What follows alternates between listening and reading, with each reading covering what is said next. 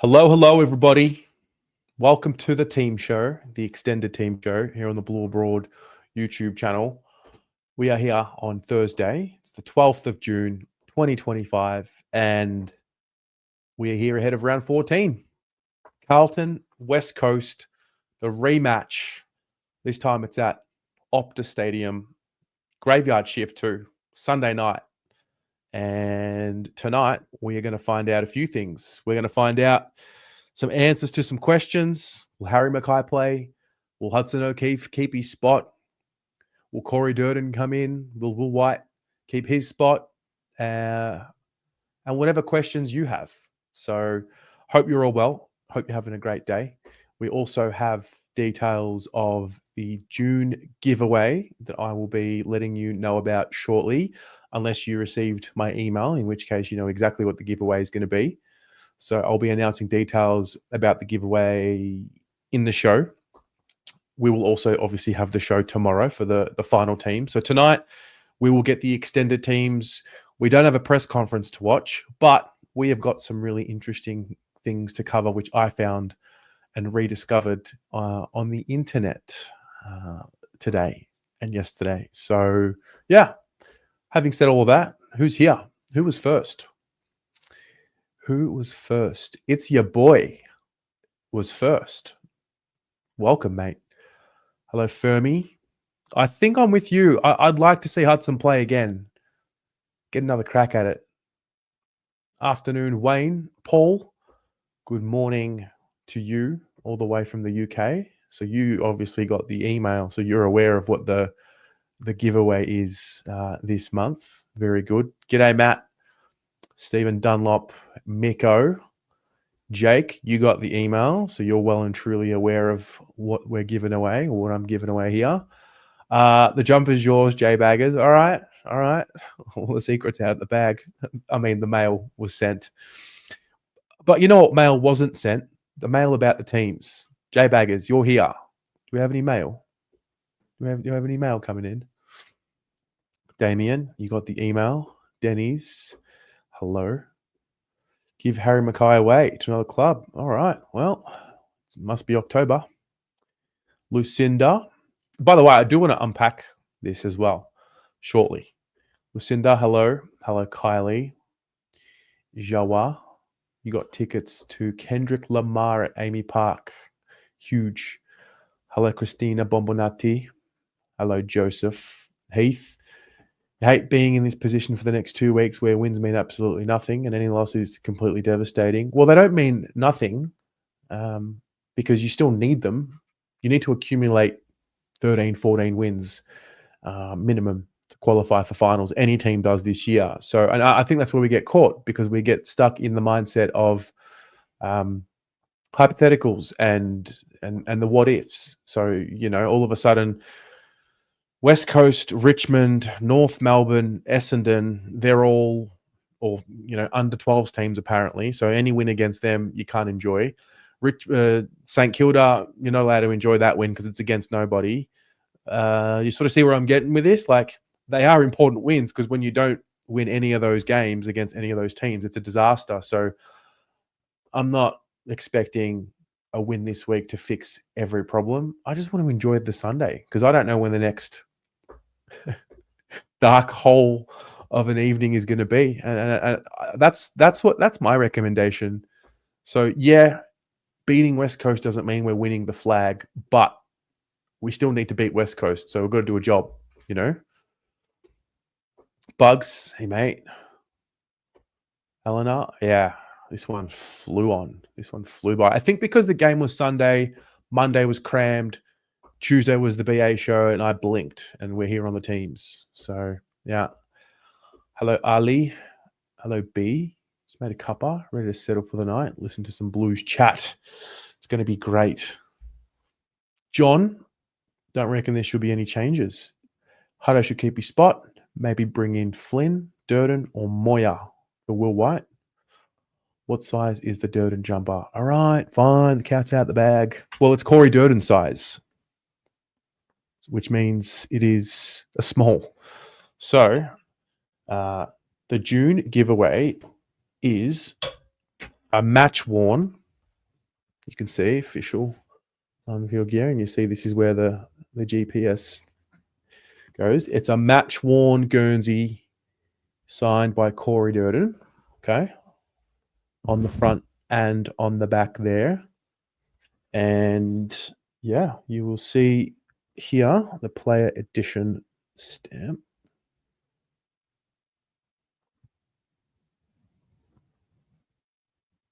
Wait, I've done that terribly. Absolutely terribly.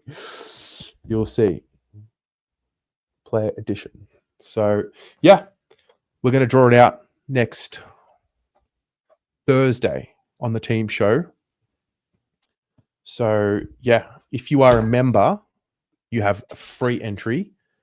If you are not a member and you would like to have a chance to win the Guernsey, you can get yourself a ticket. That's the link for the ticket. Or if you look in the live chat, pinned to the top of the live chat, that is also the same link there. So yeah, going to give that away. Going to spin the wheel next week. If you are a member of the channel, you automatically have one free entry. If you want more entries, go for your life. There you go. It'll be a size small. Yeah. You've had one of Durden's jumpers before. Hello, Christopher Broberg. What changes are we Carlton Blues actually making? Hopefully we don't pick Harry Mackay, as we should be in the reserves for quite a few weeks. Well, I think he's got a sore knee, so I don't know. Hello, Aaron. I guess I meant wins mean nothing to the fans. Yeah, I get what you're saying. And I think that's where we're just... we've really only got 5 teams that we could win against that would, in this case, be, you know, worthwhile. And even then, what I've noticed, even when we do beat, you know, teams that are in the 8, and I remember last year it was, oh, well, you know, don't celebrate like we've won the flag. So I think the air of frustration is just clouding a lot of our eyes. It's happened to me at times. Get so mad, and then like I sort of reset.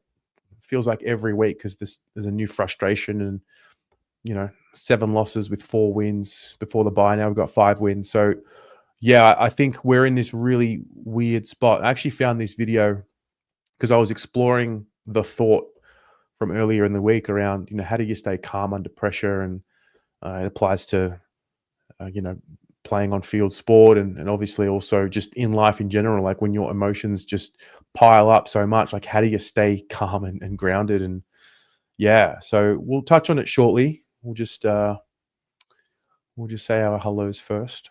Hello, early Carlton. It's important to bank wins regardless. Yeah, absolutely. Well, good teams beat bad teams by a lot, right? So simple as that. If you're as good a team as you want to be, when you come up against a team that's not very good, you should be winning convincingly. And I think that's a rule of thumb. So I don't think anyone's going to be celebrating too much other than just being happy that we don't lose if we win, that is.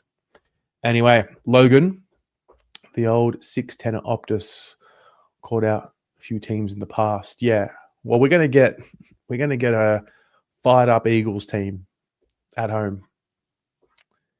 We all know what a professional win looks like. Give me one of those. True. How can a win mean nothing just because it doesn't mean we win the flag? Doesn't mean it means nothing. Yeah, well, it just adds to the irrationality of what we're experiencing at the moment. Debbie, no team whispers. The mail this week is slow. This is a good little omen. No mail, no leaks. I don't know. You enjoy any win? Do I know what game it was worn in? Do I know which game it was? No, I don't. I do not know which game it was worn in. Yup. 19 was your first senior number 2. Anything below a 50-point win is a fail. Yeah. Heath Doolan. I love the Dirt's specky factor that he's got in his bag of tricks that none of us really saw coming. Yeah, that's true. I actually want to see, I might play them shortly if you're interested.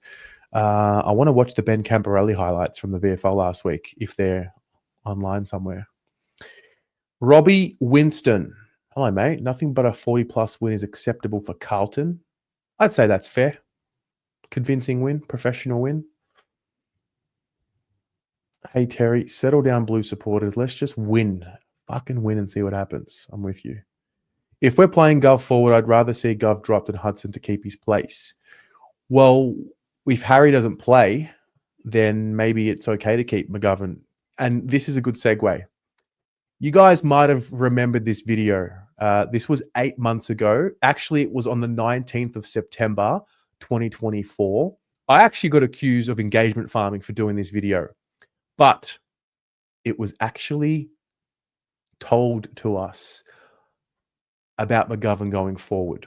So I want to play this video. So this was from the 19th of September, 2014. So obviously doing, obviously this was like trade period-ish time. Check this out. That's what I came across. So the video was titled, Did Dan Gorringe accidentally reveal this about Carlton? Check it out. Got a message, and I was listening to Dan Gorringe's podcast, and he had the following to say. Nick Haynes looks set to walk to Carlton from the Giants. Still got some footy in him. I reckon good replacement for Lewis Young, good replacement or a good sidekick for Wiedering. The word is that McGovern will play forward next year, replacing McGovern's role. Interesting. So McGovern gives them a different look up forward. There's some things happening in Carlton that you guys should know about. As a guy who gets a little bit of, what's that? Whispers. Yeah, sure. I'm just handballing off to you guys. There's some stuff happening at Carlton, okay? Now, this is... It's funny when it all comes back because we haven't seen McGovern forward all year, but we've started to see McGovern forward. And I was thinking, is it because we now have settled with Nick Haynes in that back line? He well and truly fits in there. And there's that. I think Silvani going back, and I think well and truly has, that's worked because, end of last year, I think Silvani to the back line was just a bit of talk more than what it was, truth or fact. So who knows? Maybe this is just the piece. And I actually saw some of your comments on that video. Some of you were absolutely spot on. Some of you actually forecast that Haynes would slot in perfectly and that Silvani should go down back. So that was really interesting.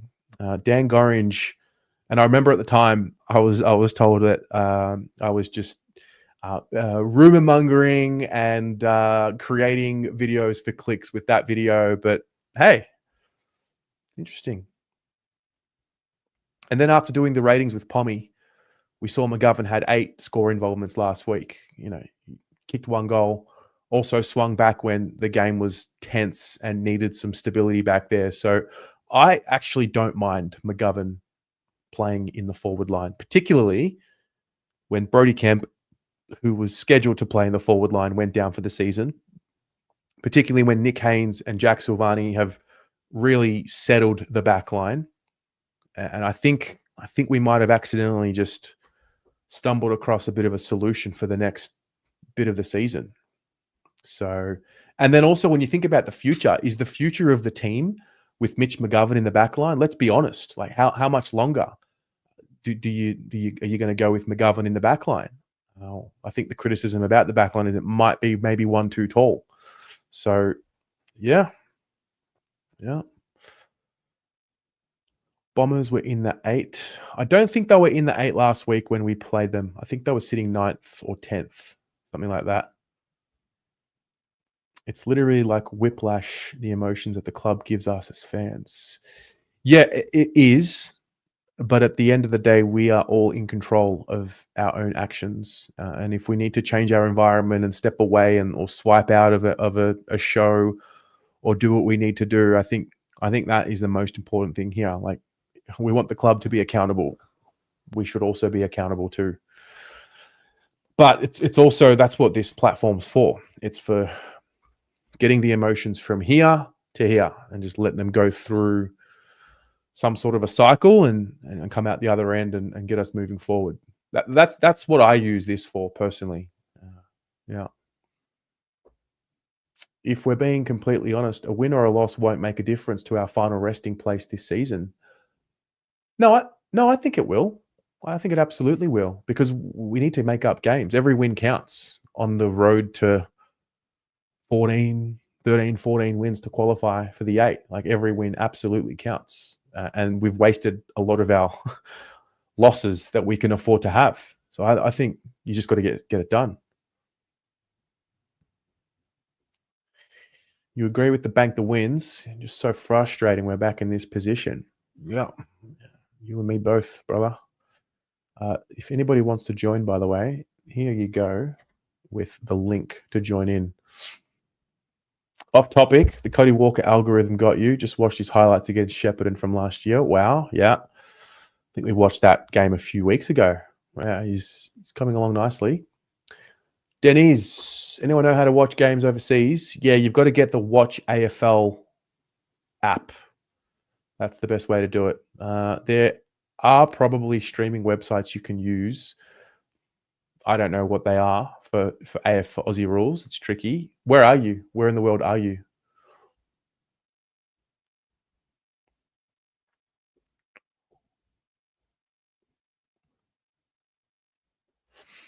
We may be expecting too much. I'm going to play a video shortly around focusing and how to stay calm under pressure. It broke it down in a cartoonized version for me. I'm a very visual learner, and it helped. Do I sound younger? The weight of this season not in his voice, maybe. I don't know, maybe. I'm definitely aging, mate. I'm definitely getting older. And you all just watch, and we all just watch each other get older. Speaking of getting older, I was at training yesterday, and young Zach Borg was there, and I got to see him in the flesh. He's tall, man. He's growing, like, rapidly. It's bizarre. Hey, Mark, if I look at Gov's time at Carlton, he's the highest paid player per disposal in history. Well, yeah. Yeah. Gov seems to give Charlie room. I think this is an important factor, for sure. When does the ladder predictor start? Where you been, Miko? The ladder predictor started weeks ago. Josh, why is everyone so negative about winning? Remember when we were positive about losses? It's plaguing us. It's absolutely plaguing us at the moment. Just take them. We need 13, 14. Just get them and go. Our expectations have been too high for this group of players and coaches. We're just not very good. Saints fans don't expect finals every season. Neither do Bombers fans. I don't mind the expectations. I think expectations are there for teams who are like. I think it's easy and less stressful when there's no expectation. But at the end of the day, when you want to get to the top, you have to be able to deal with the expectation and embrace it. Yeah. Now I want to play a video that I found. Okay, firstly, I want to play this one. This is from my current favorite YouTube channel, one of my favorite YouTube channels at the moment. First Use, Jeff White, former AFL star. He was breaking down some key areas where Carlton must improve. It's a 21-minute video. We're not going to watch the 21-minute video. What we are going to do is we're going to watch about 4 or 5 minutes of it, and he points to specific mistakes that were made last week that, you know, in his opinion on what can be fixed and in his, in his opinion. Denise, you're in Dubai.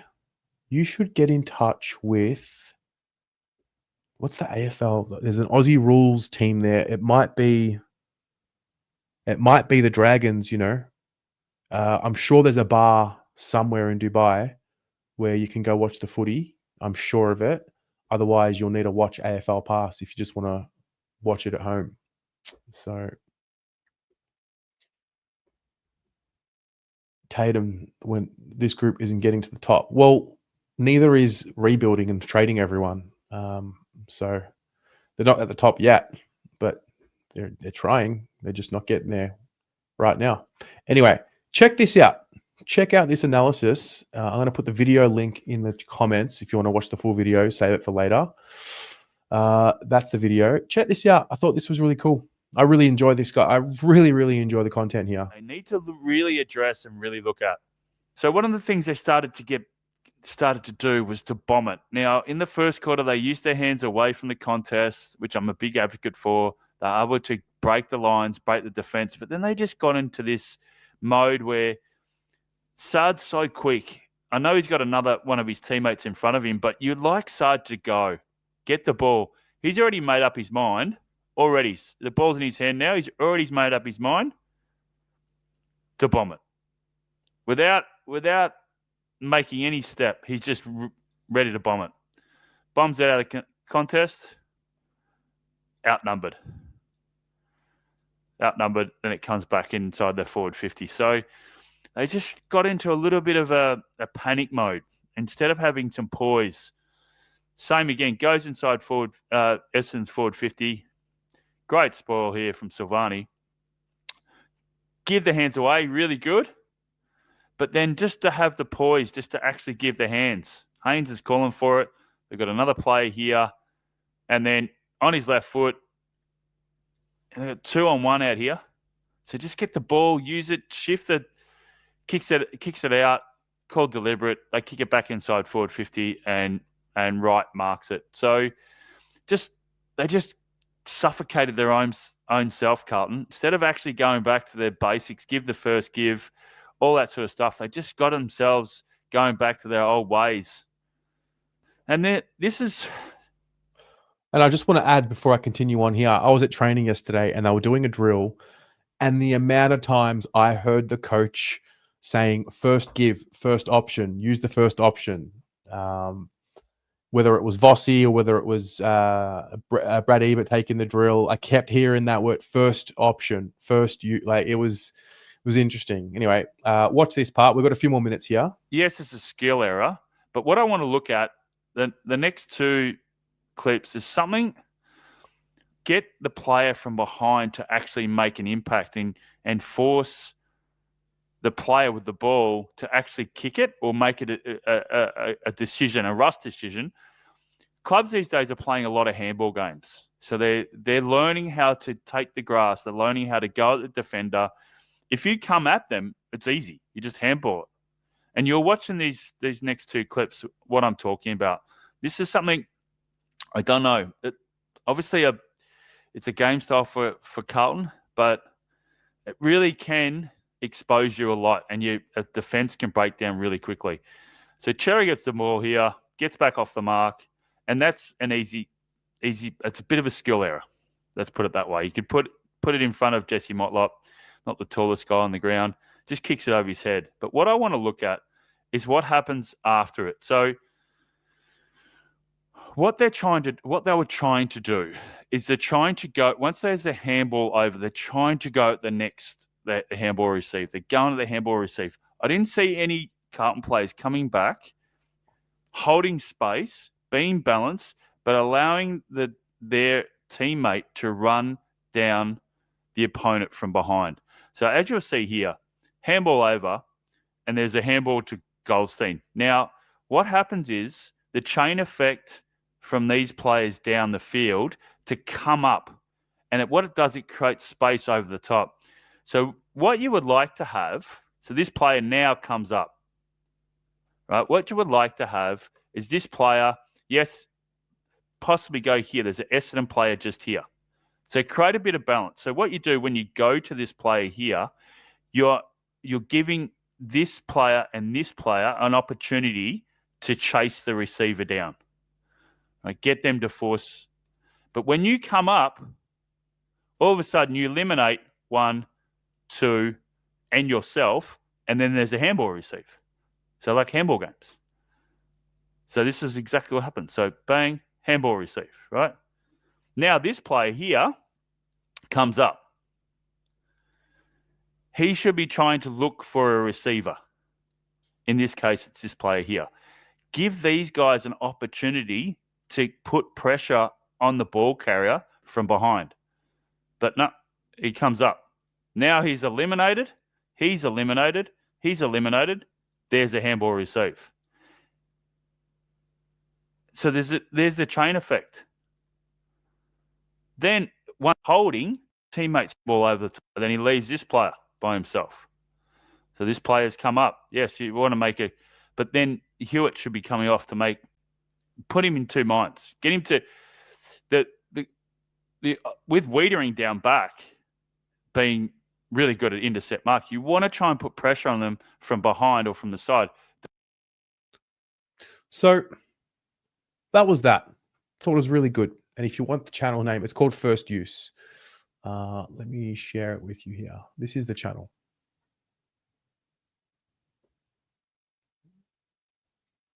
It's called First Use.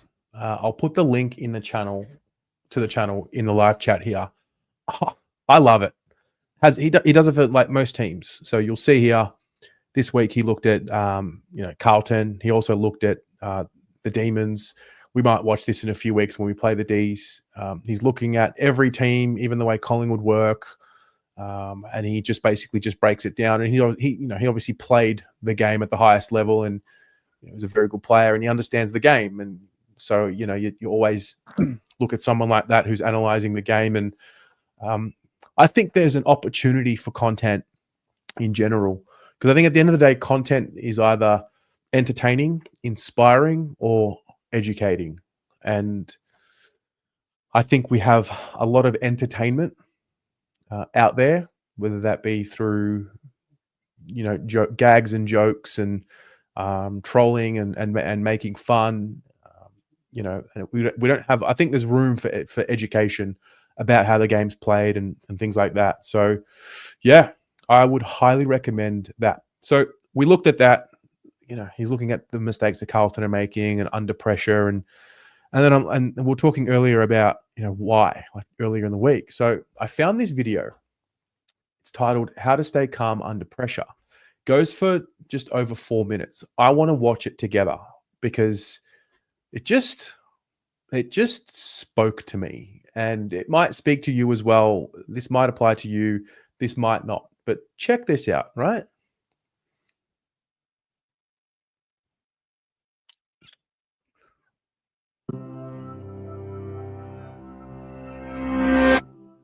Your favorite athlete closes in for a victorious win. The crowd holds its breath, and at the crucial moment, she misses the shot. That competitor just experienced the phenomenon known as choking, where despite months, even years of practice, a person fails right when it matters most. Choking is common in sports, where performance often occurs under intense pressure and depends on key moments. And yet, performance anxiety also haunts public speakers, contestants in spelling bees, and even world-famous musicians. Most people intuitively blame it on their nerves. But why does being nervous undermine expert performance?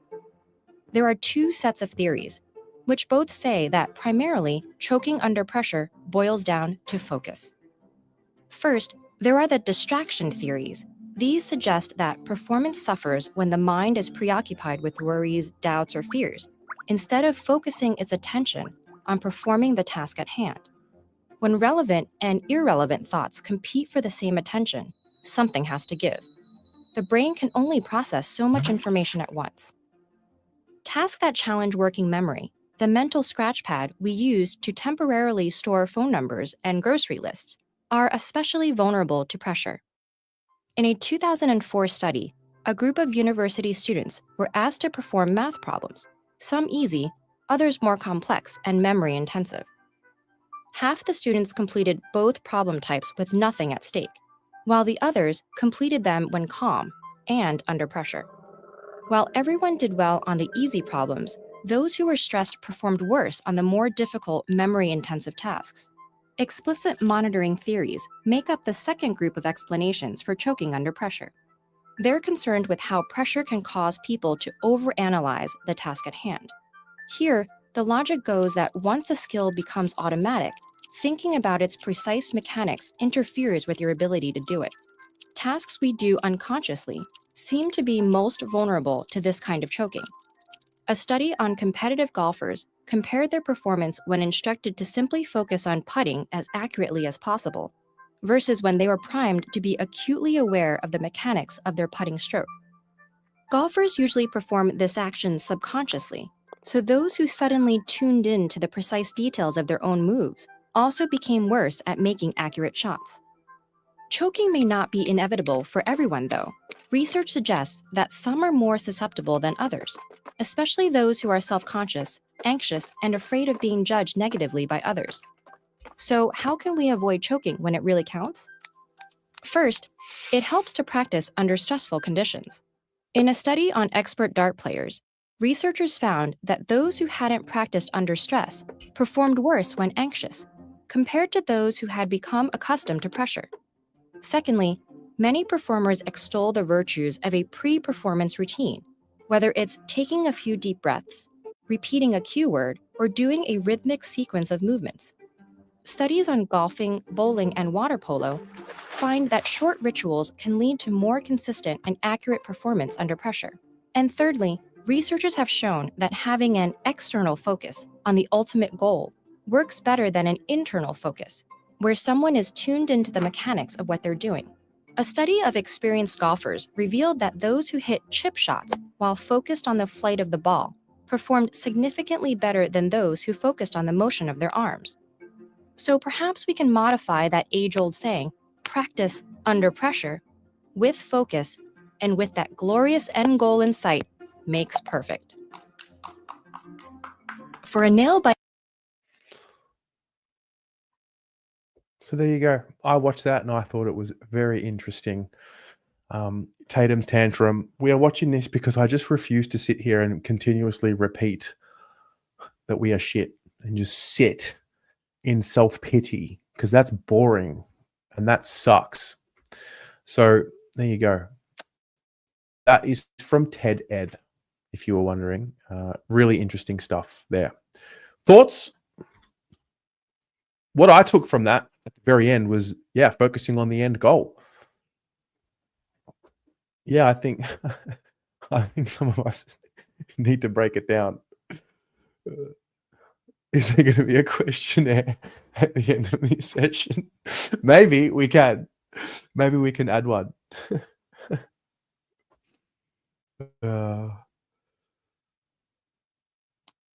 They changed it from practice makes better. Perfect is harmful.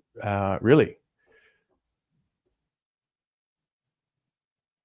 Cal, mate, wouldn't miss the game. Oh, wait. No, not this week. I will not be coming to Perth. Yeah, but repeating the same mediocrity is what our club has excelled at. Yeah, well, what's your solution then? Because when I watched the replay on Tuesday, it was very clear that some of these guys were thinking about too much other than what was happening in the moment. I think of the 3 moments in particular. I think of Doc dropping that regulation mark in the back line. Think of Zach Williams dropping that regulation uncontested mark in the forward line. And I think of Jacob Wiedering going up for that mark and the ball just hitting him in the face. And like, these are just not characteristics of these players. Like, these players are good players. They're competent AFL players at worst. All 3 of them are pretty experienced. I mean, 2 of the 3 have been All-Australian, Wiedering the most recent. And it just spoke to me of, players who have got they're in their heads. Now, they got themselves in their heads because there wasn't as much pressure when they were 0-0 start of the year. But I think when round 1 happens and, the worst case scenario happens, I think that just hurts everyone. And then all of a sudden that doubt creeps in. And I looked at the Essendon game last week as similar to Richmond. The difference was we didn't let the Bombers actually get on top and win the game. They were still coming hard at us. And, the Bombers, similar to Richmond, are going through a phase right now where there is no expectation. They kind of, rebuilding on the fly, so to speak. And they're not expecting finals. They're, hopeful would be a bonus. And I think they're playing with more mental freedom than most teams are. We have this expectation that, at this point in the development of the group, they should be here or they should be there or, should be doing this, should be top 4, yada, yada, yada. So I think that's playing on. And then I guess the question is, how do you get them to not be complacent, but be calm during the game? Like, that's the $1 million question. How do you get them to stay calm under pressure, but not be complacent that the game is sewn up? Who knows? Go to your happy place. Yeah. The fear of failure can stifle performance. And I think the other way as well, the ambition for success can get in the way. You know, you sort of got to find a way to stay there somewhere in between. Sadly, you fear that this list isn't up to it. If that means we have to build again, then so be it. Sure, like it might not be. This list might not be up to it.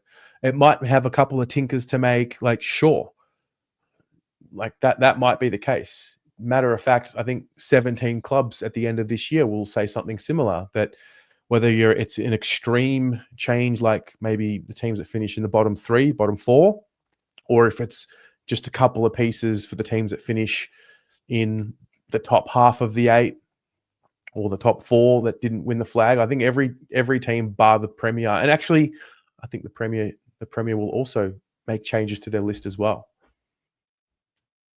Let's be real. How many people can say they know what it's like to perform under elite pressure? And I think herein lies the big disconnect, because very few can. It's a good question. Jay Baggers, to you, they look overcoached. Let them play. Yeah.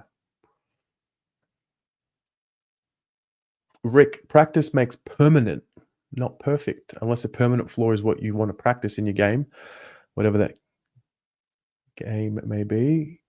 Only Carlton. You don't think we need to blow up the list? The talent's there. There's definitely room for improvement when it comes to standing tall under pressure. And I mean, at the end of the day, you got to keep putting yourself in the situation, you know, rather than shying away from it. That's hard for us on this side because, you know, the whole 30 years thing comes up, which it is what it is. We created chances against the Dons when they were coming. We didn't against the Tigers. 100% we did. Exactly right. This also got forgotten. I'm glad you mentioned it. So the chances that you talk about, second quarter, the Zach Williams dropped mark in the forward line. Third quarter. Sorry, before that, the Charlie Curnow snap miss.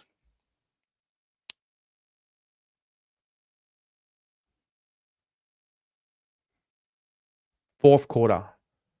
I mean, Akers does kick the goal from the boundary line. That gave us some breathing room.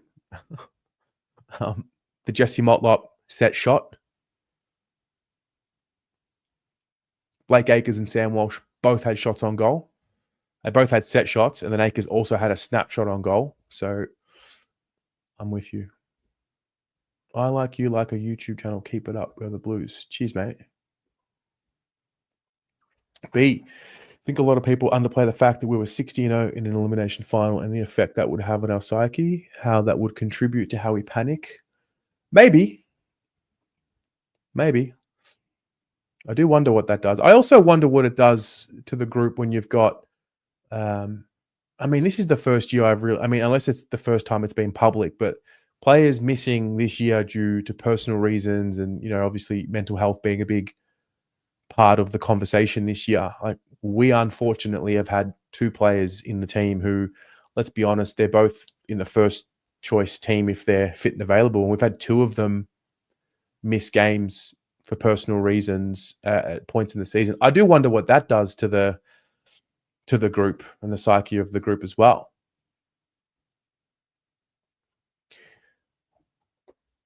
Game against Melbourne, it was literally Carlton versus Petrarca. That was magnificent football. And then not so.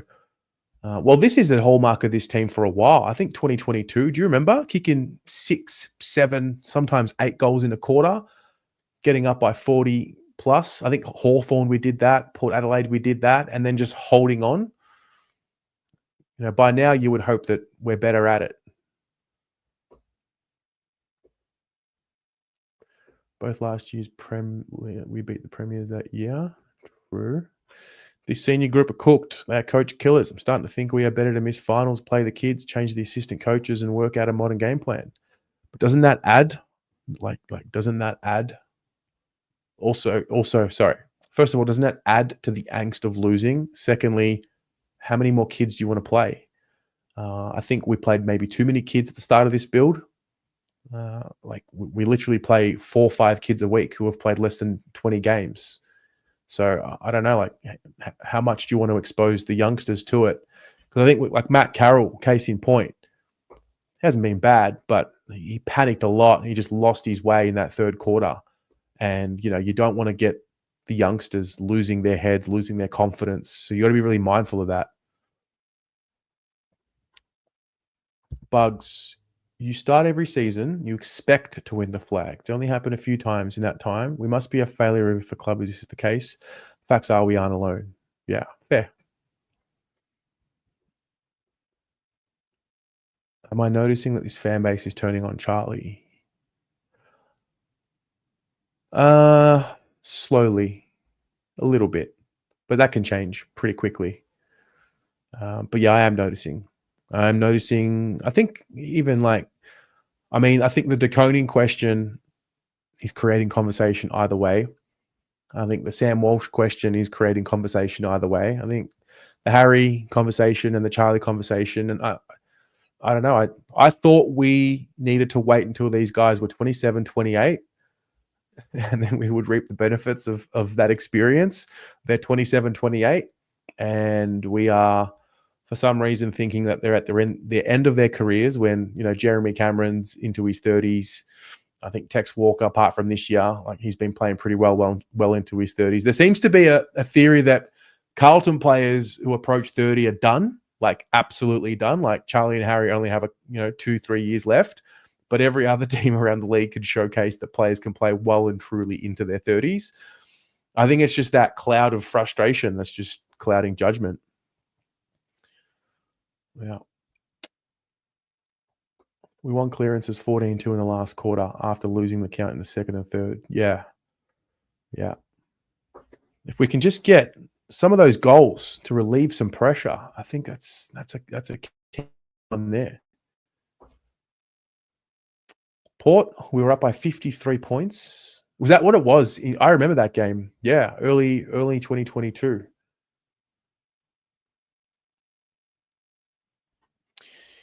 Do you think the negative stench around the club seeps into the group? Hard to perform at your best.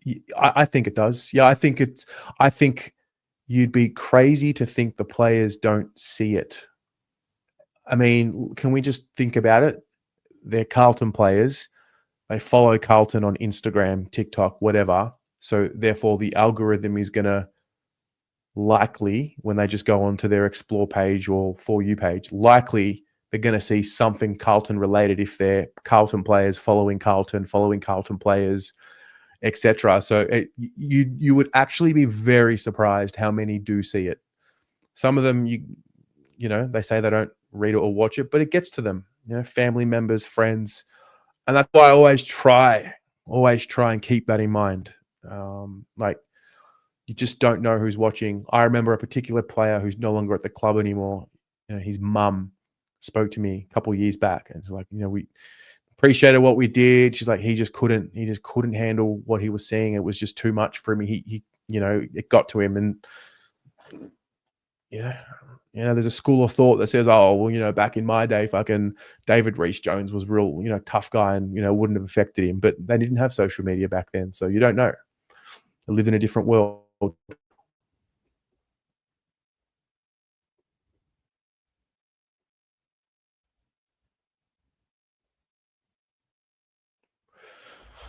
Some of us are the problem. I think everyone is the problem. A little bit of everyone, a little bit of all of us can be the problem at times, myself included. I can absolutely sometimes be the problem. It's not one person's fault. It's everyone's fault.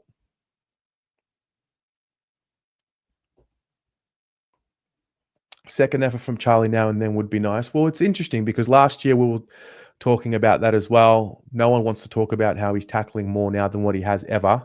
Because I remember last year there were, I can't remember which show it was. Hasn't laid a tackle in 3 weeks, hasn't laid a tackle in 4 of the last 5 weeks. You're seeing 2-3 tackles next to his name. I mean, there are some times where it looks like he's giving up at the first instance.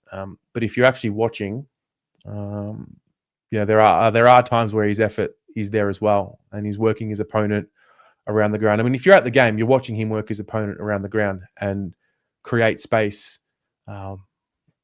If you want to see it, it's there. If you don't want to see it, it won't be there. But I think it's too much to say there's 0 second effort anytime, like ever. I think that's a bit far.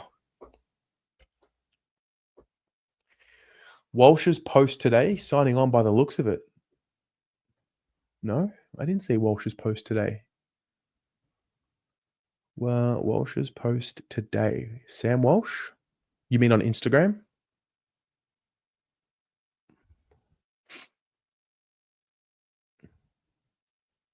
I don't know which post.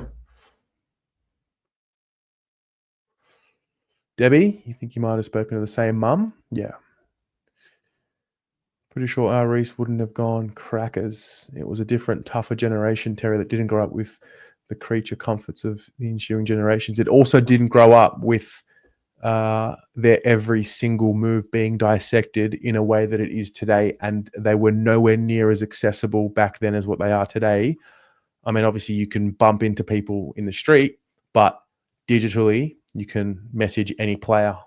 Whether they see it or not is a different question, but there's more people talking about the game now than there ever has been. Now, on the other hand, you've got international clubs and, teams that have millions of followers, so there's even more scrutiny there. I totally understand that, but don't tell me it's the same world, and don't tell me they're tougher, because they're not.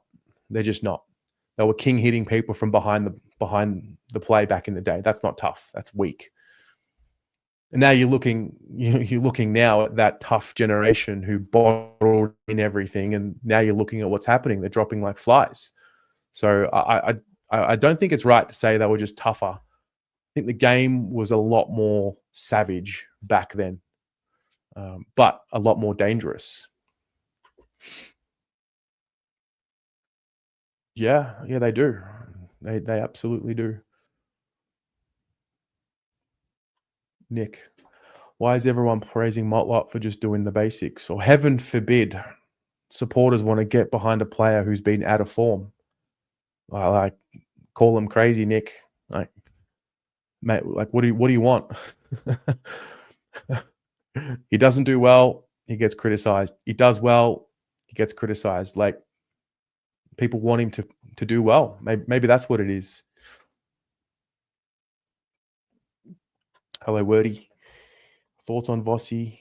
That they were composed late in the game. We're taking it a step at a time to address the fade outs that have been happening. What else can they do other than take it a step at a time? Eric, what are we going to do when we win the flag? I'll tell you what some of us will do. Some of us will say, oh, we should have beat Richmond in round 1. Some of us will say, oh, should have put the game to bed in the end of the third quarter. Some of us will say it's not a real flag because we didn't make top 4. That's what will happen. Some of us will just enjoy the ride. But some of us will say we should have won by more.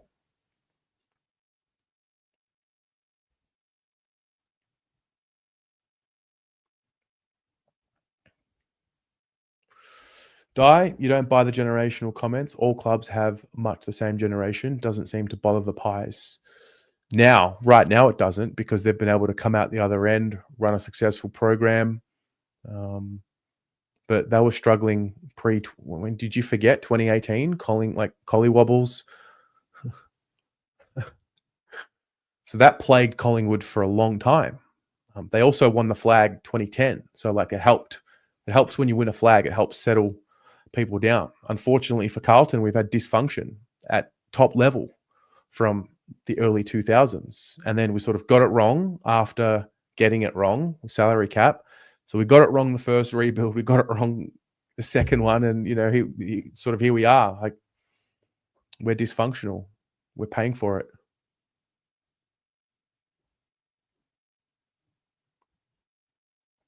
Dion, the older generation didn't have to deal with the dick pic leaks. They don't understand how paid. Yeah.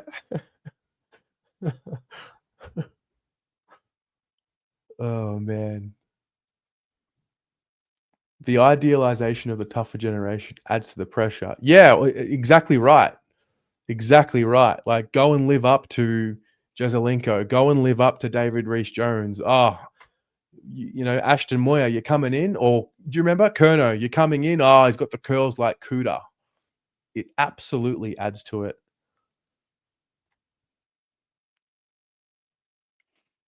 Jake, we cheer our players such as mock when they show improvement and play a good game. A little thing called positive reinforcement. Yeah. Yeah. I mean, Motlop was out of form, was he not? So when he does well, I think you want to reinforce that by getting behind him. Like, no?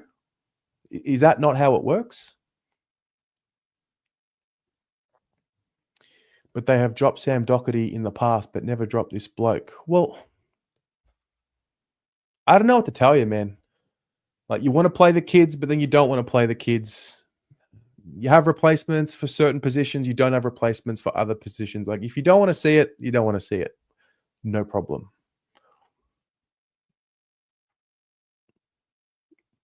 Oh, yeah. It's not a real flag because we had North and West Coast twice. True. Just like Charlie didn't really win the Coleman because he kicked 10 goals against West Coast twice. Well, if it was that easy, why didn't he kick 10 goals against them the last time we played? I think he kicked 2 goals 4.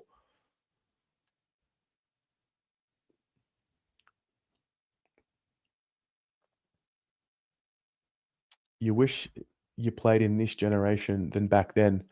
5 concussions at least. It's different. Softer game now. As an outside player, I would thrive now. Yeah, so it should be. Shouldn't be getting injuries wherever you can in this game. Feel bad for me. You're absorbing the people's negative energy like Goku making the spirit bomb. Well, it's going to be worth it one day. It's going to be worth it. Bugs Bell, you got knocked out in your first quarter of senior football because you were getting the ball. It was only a practice match. Wow. Has anyone here watching played footy and like been knocked out? If you are able to talk about that or want to talk about that, what's that like? And what was this like? Was it an accident? Was it a dog hit? Like, what was like? How many of you have actually experienced that? Only Carlton. Some supporters hate the club. I don't think they hate the club. I think they hate their life and they use the club as a mechanism to express that hate. And they don't have the tools to express and channel their emotions, but the football gives them an opportunity to express their emotions. So you see a lot of people, mostly men, who don't talk about their emotions in real life, but when their sports team's performing, they're so able and willing to talk about how they feel when it comes to anger in a really good way. But then if you want to get them to talk about how they really feel about what happened in their life and their insecurities, they sort of shrivel up. And that's why I think the game's so important to society and what it actually does to people. But yeah, I don't think people hate the club. I think they just hate the situation that they're in, maybe that the clubs are in, and the anger in life comes out through the football.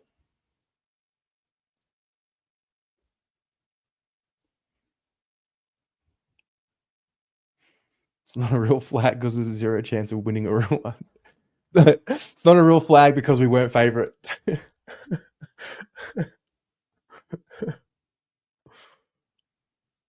Matt, I refuse to give up on the season. Prefer to be a sicko and dream it could be a fairy tale. Yeah, I mean, yeah, what's the point of just hating it? Also, if that's the other thing I thought, like, if you're someone that's just given up on the season,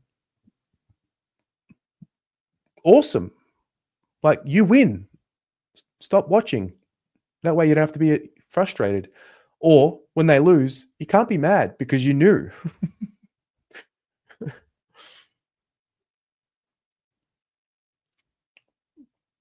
Will the channel come to an end when the Blues finally win the premiership? I can imagine Grant Barthez. I don't know. All good things come to an end. So that's just life. So I don't know. I don't know what the future holds. There will come a time where I might not be around. I don't know what that looks like when, that's just the reality. That's just life. I haven't decided. I'm just trying to stay present and enjoy the ride while it's here. Because one day it won't be. I don't know. One day we won't be doing team shows, getting all philosophical before we play West Coast for a game that apparently means nothing. Matt, you got knocked out playing cricket. Oh, that's nasty. Stephen, you got knocked out several times playing footy. Oh, wow. Damien, your brother had to retire due to too many he's 22. Wow. Marcus, you knocked yourself out after Cozzy's goal in 22.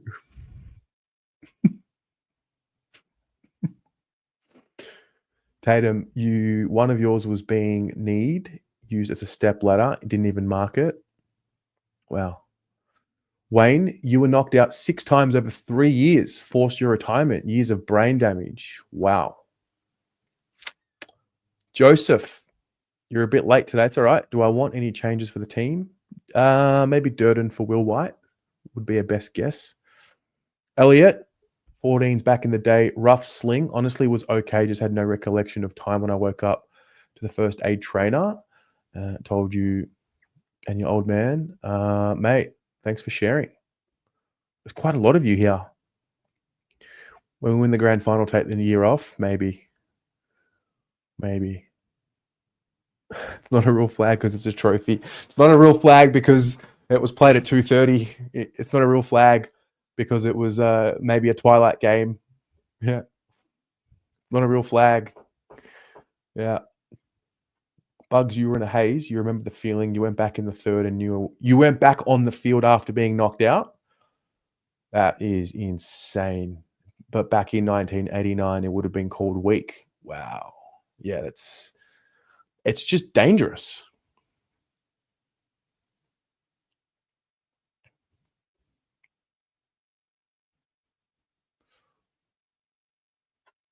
Debbie, after the first flag, it'll be after the second, up until the fourth when it just becomes boring. Yeah, I think Rocco once said that to me because I've asked him what's it like winning the first? He's like, all you want is the first one, and then it's the best feeling, and then all you want is it again. So I think I have to be very mindful not to get greedy. Free and loving it. Thank fuck I was born pre-millennial. Fucking soft cocks a lot of years. Yeah, righto, mate. Yeah, so soft. So soft. Generational problems are absolutely a factor. This club was slow to embrace the draft and reused to accept the salary cap. Too many shortcuts. There must be young generation out there. They might be the ones hating the club. They don't know how to be patient. Hold your horses. Ain't seen nothing yet, but it's coming. Hope so. I think the previous generation, you were all spoilt brats because you were born into a team that just won. And they continued to win and win and win into your 20s, into your 30s, and into your 40s, and some of you into your 50s. And then you had to learn the hard way about the ride to winning because Carlton's been so good for so long. Some of you have lived and your teenage years or your childhood was just flags and that just continued. Whereas I've just had to live through the journey to the top, the hard, arduous journey to the top.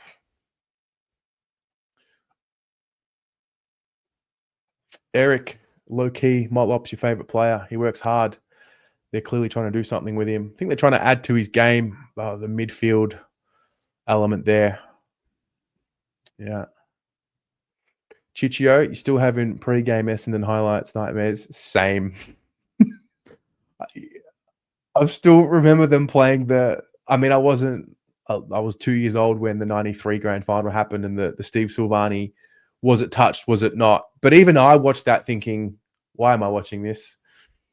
But I did ask about it. And apparently, at the end of the day, they're building up. They are tasked with building up the King's Birthday Eve game as a thing. So, it's a joint effort with the Bombers, and they did it a few years ago with the Premiership Cups in the middle, and love it or hate it. Yeah. This is Carlton, Tez. Get very greedy. Well, therein lies the problem, the solution, and exactly the club greedy. Yeah. Yeah.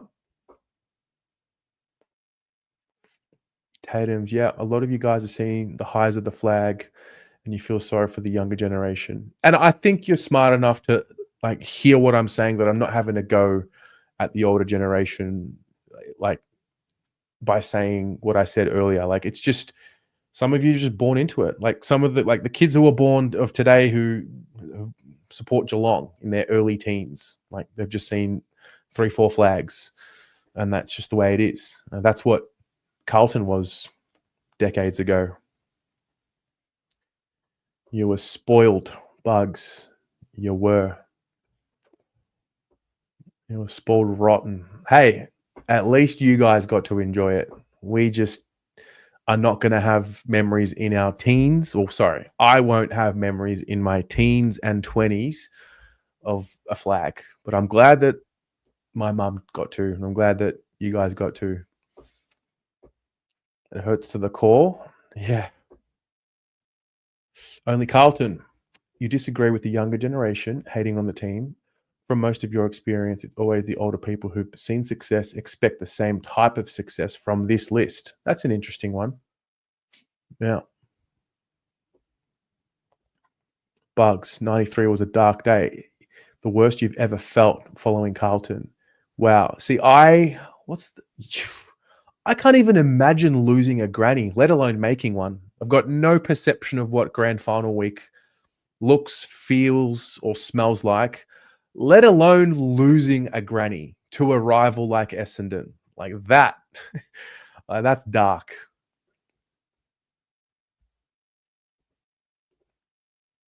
B, I'm with you. You were born in 2000. I was born 91, but same.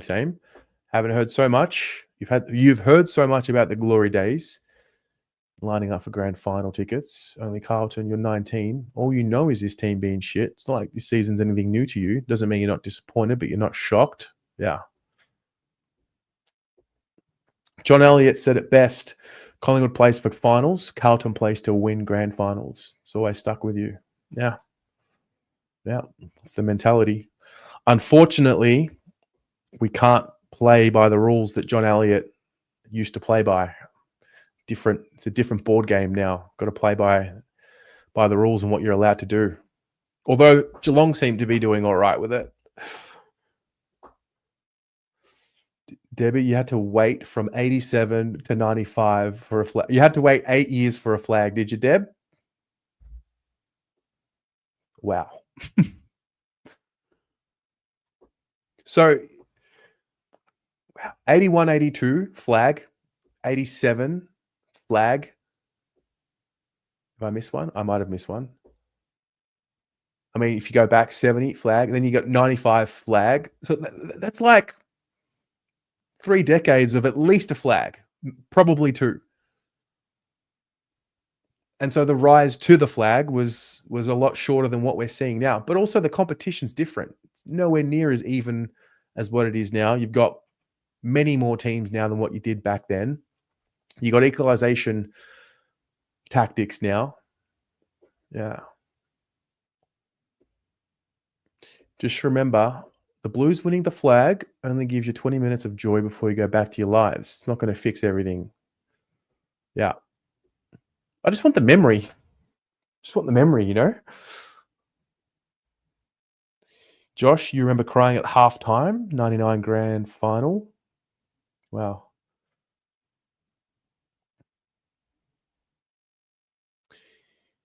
Have I seen the Bluebirds? I never got to see the Bluebirds.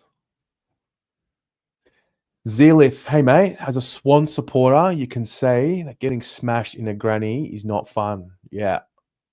Such a build-up for, yeah, that'd be tough.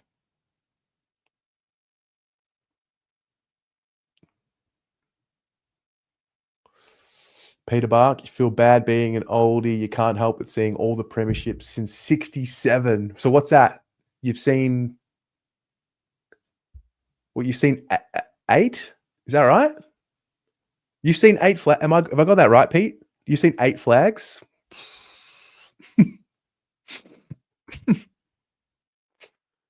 It's like so foreign to me. It's like such a foreign concept. But we had round 22 and the 2013 elimination. Yeah. If anything, we should be more mad. We should be more hateful and negative.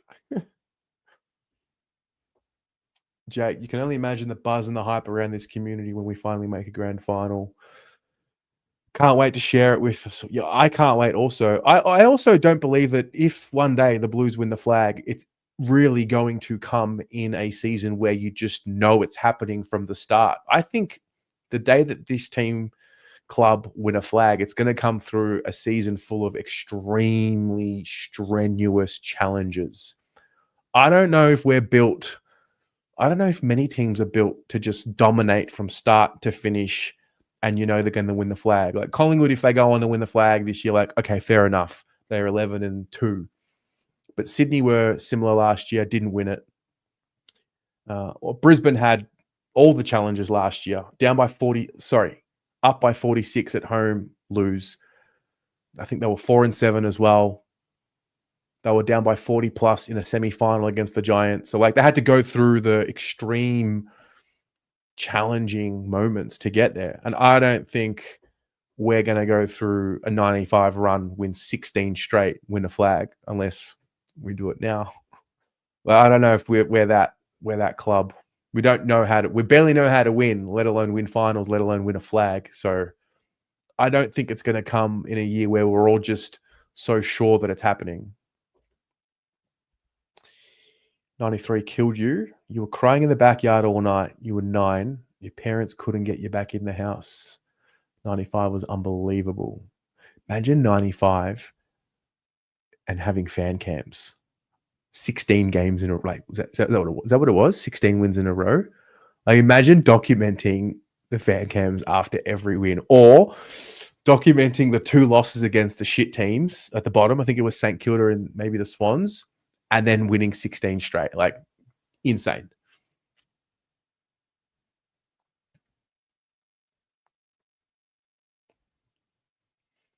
Going to have to move on from 30 years ago. We are. We're going to have to create new legends. Speaking of, we're 8 minutes away from an extended team being announced. So if you're watching Channel 7, please let us know. I really enjoyed this chat, by the way. Thanks for being here. If you want to jump on and speak on camera, you can.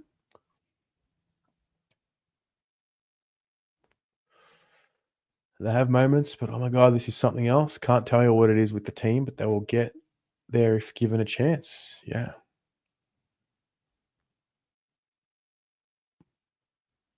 Sure, your dad was born in 63 and said that having 3 flags in 4 years was way harder back then because teams were more even. Okay, interesting. Lynn, you confess you've seen 8 flags and you're not apologizing, nor should you. Don't apologize. I'm glad you got to see that. It's kind of true about the 20 minutes thing. You still think about the after party of 95 granny and how great that was. Yeah. Peter, we had to wait 21 years between 47 and 68 for a flag. Not always successful. Okay. Fair. Petra, you've only focused on 3 things. What were the 3 things? Team spirit, young talent developing, none of anyone's business. Okay, fair enough. Hey, Pete, your ex-wife went to 5 grannies, 4 winning, 79, 81, 82, 86, and 87. There you go. It's the grand final week. That's everything. The grand final ends to an anticlimax. Right. Fon, you watched your first granny in 1970 when you were 16. And you watched your last grand final win at 41. Go Baggers. I'm 34. Only seen a prelim. Just one prelim. The scenes if we win the flag this year. We would come from the heavens if we were able to win it this year. We'll see.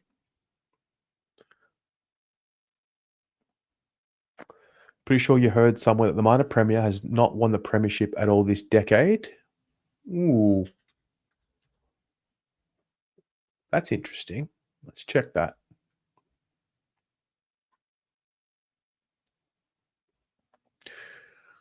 24, Sydney didn't win it. 23, Collingwood won the flag. There you go. Oh, look at the Blues just sitting there. We won 13 games and finished 5th this year in 2023. 13 games and a draw. Okay, 13 and a half and finished 5th. 22, Geelong won the flag. 21, Melbourne won the flag. Caden, I don't know what you read, bro.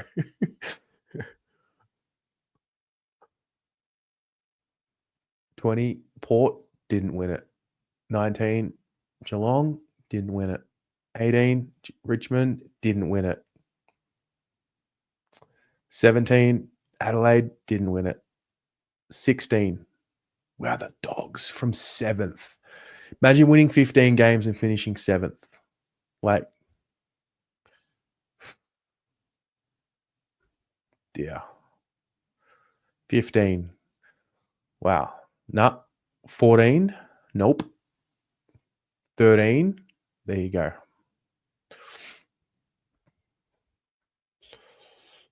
Well. If it isn't Joel, hello, mate. We are talking about Carlton's woes. I won't lie. Yep.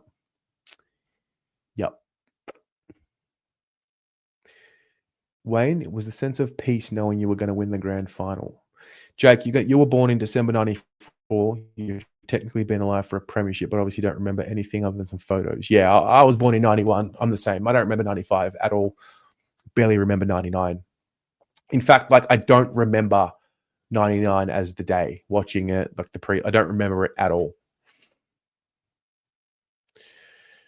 That's different times now. I've got to back the boys and be patient. Yes, unfortunately. Or fortunately. Hunter, question for those who've been watching longer than you. Were teams more consistent back then? It seems all the teams now are kind of wishy-washy. Interesting.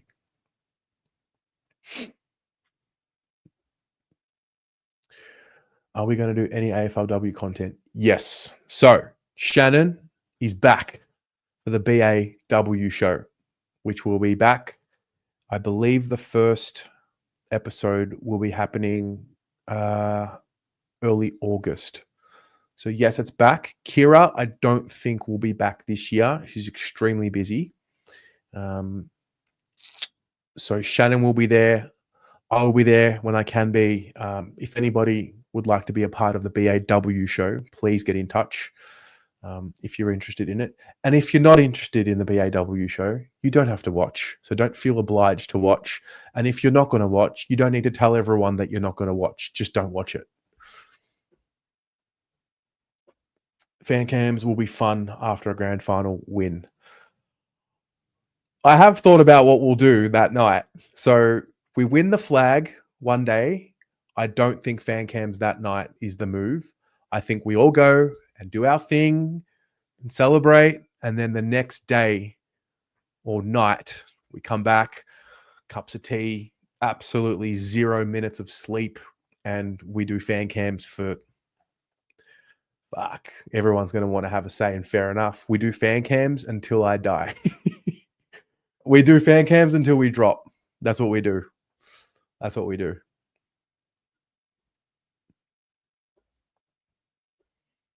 It's a lifelong journey. Reading everyone's comments. End of the day, we're all in it together. Yep. You feel bad, but winning is everything. Well, yeah, winning is the most important thing, Pete, but I don't get to meet you through seeing Carlton win. I meet you and I meet all of you that watch and those of you who I meet in person.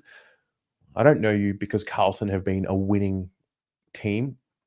I know you and I met you and I meet you and I talk to you and you talk to other people in the chat through this period of losing. Like, it's about just being supporters of the club rather than just being supporters of a winning club. And I'm not accepting mediocrity. If you can't understand the nuance of what I'm saying, tell me, I'll repeat it. Winning would be the ultimate, but we don't just know each other because we all watched a winning Carlton club, because a lot of us have watched 2 versions, 3 versions, 4 versions of this club. Yeah. Pommy was talking about live streaming classic matches with the watch along. Yeah. There's some old videos back in the day, like early Blue Abroad days, where I did reactions to old games. Yeah, it's a great idea. Can't believe people try to discredit the flag 21 because it was in Perth. I don't care if the granny is in Melbourne. Flag is a flag. I agree.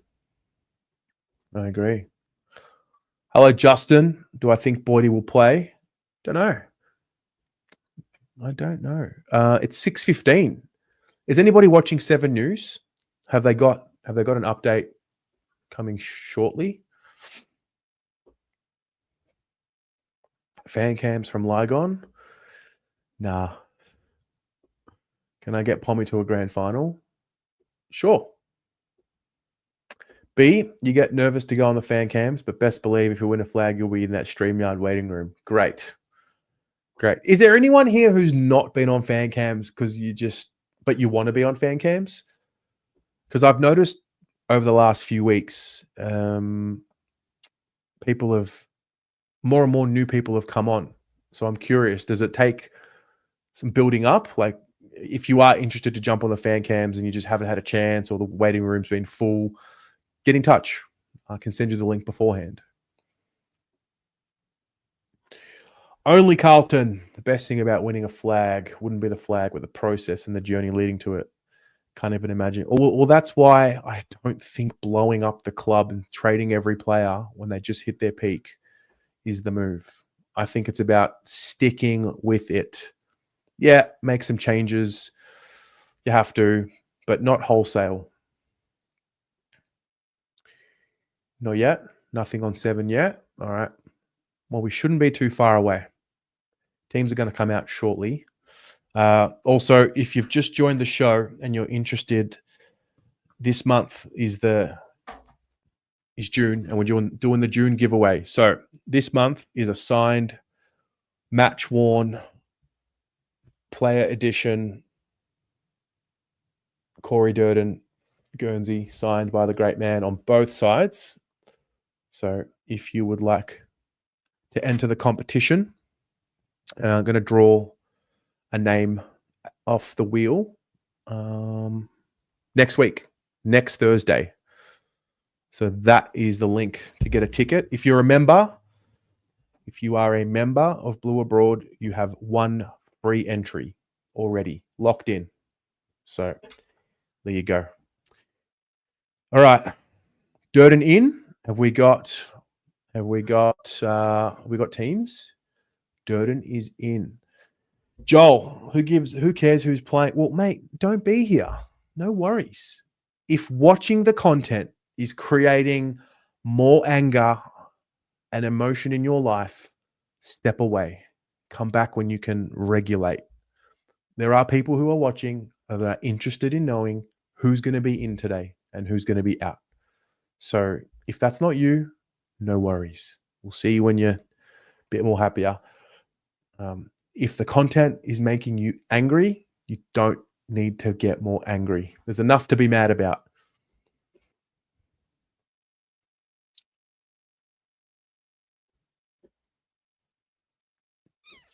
No Harry. Durd's in.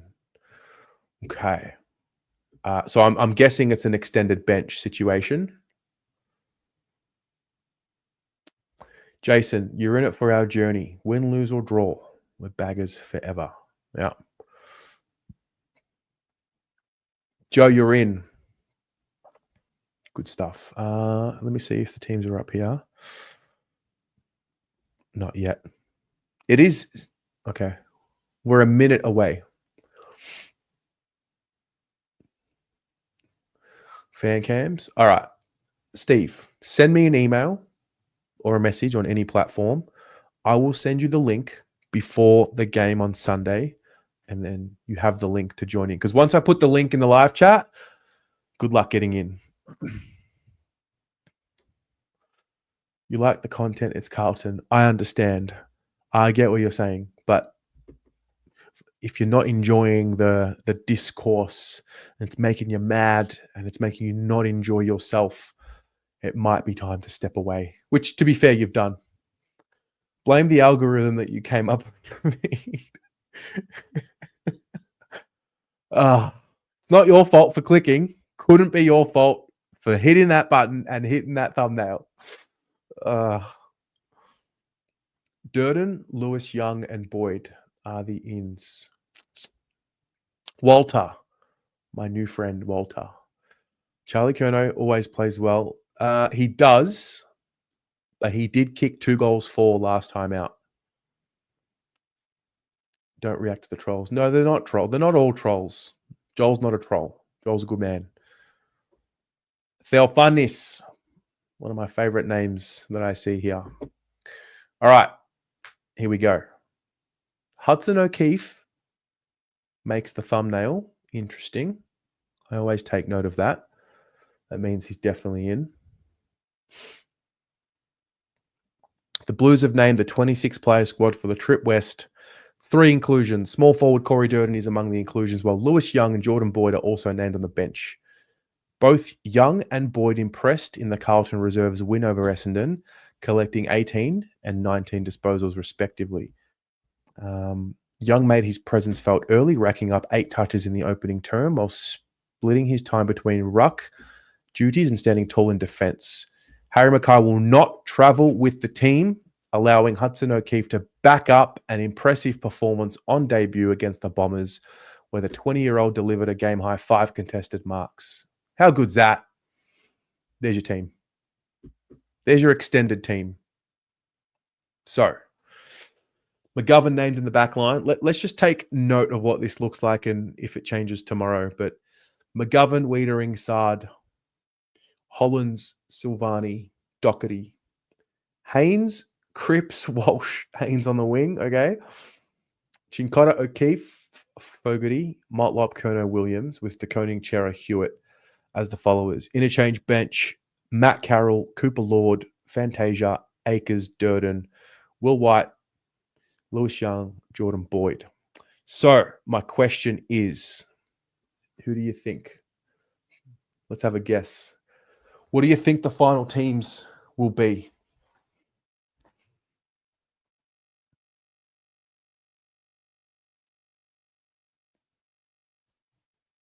I think the first 5 names will be the team. And then I don't know if Durden will be the sub or if Matt Carroll will be the sub. We'll see. Let's see. What do you think, chat? Happy to see Hudson in. Yeah, I'm stoked. I'm stoked. Although it's a very different forward line now. White out, Durden in. 1 change. Chinks on a half-forward flank. I think that's where he's going to play. That's where he played at the VFL this year. Will White might be dropped. Akers, Fantasia, and White, you think will come out? So Akers, Fantasia, and White. So you think they'll bring in Young, Boyd, and Durden.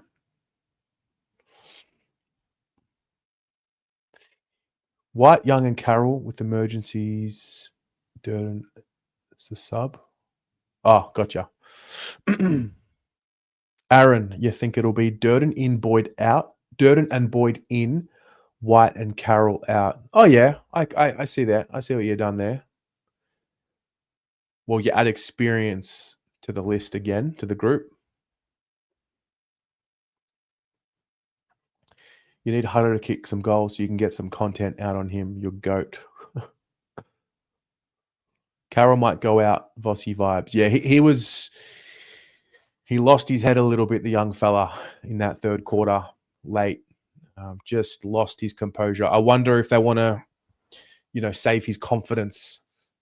Did some nice things, but also lost his head a bit. So you got to be mindful.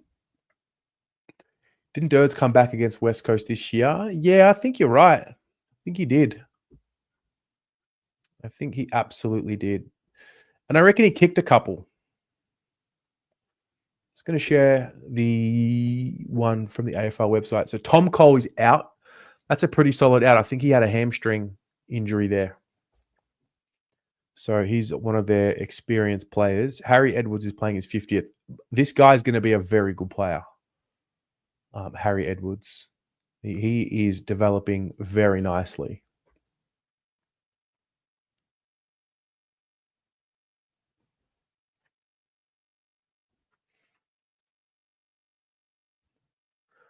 Boyd, Durden, Akers, Fantasia, sub out Carol White, says Shane. Blue Eyes, White is an attacking forward, Durden a defensive one, and he's poor at it. Righto.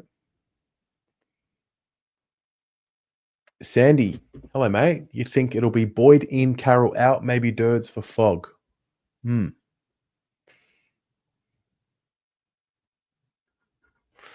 me show you. Just to go back to one of your points early there. Yeah, here. I think you're right. I think Durden did come in the last time. Yeah, he did. He came in the last time we played them.